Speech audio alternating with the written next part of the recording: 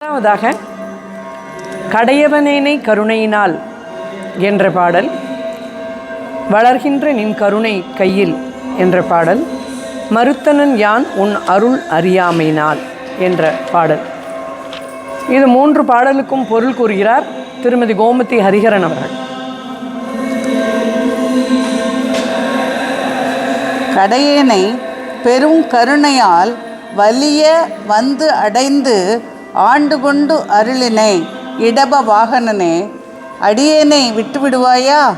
வலிமையுடைய புலியின் தோலாகிய ஆடையை உடுத்தவனே, நிலை பெற்ற திரு உத்தரகோச மங்கைக்கு தலைவனே, சடையுடையவனே,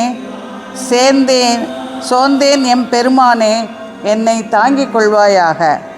வெண்மையாகிய ஓர் இளம் பிறையானது விளங்குகின்ற நீண்ட சடை முடியை உடைய திரு உத்தரகோச மங்கைக்கு தலைவனே, தெளிகின்ற பொன்னையும் மின்னலையும் ஒத்த காட்சியை உடைய செழுமையாகிய சோதியே, வளர்ந்து கொண்டிருக்கிற உனது கருணை கரத்தில் வளைத்து பிடிக்கவும் விலகி இவ்வுலக வாழ்வில் புரளுகின்ற என்னை விட்டுவிடுவாயோ?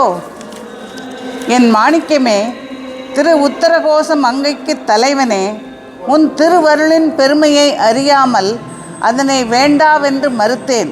நீ அதற்காக அடியேனை வெறுத்து விட்டுவிடுவாயோ?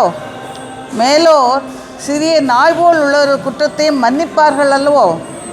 நீ என்னுடைய வினை அனைத்தையும் அழித்து என்னை ஆண்டு கொண்டு அருள வேண்டும்.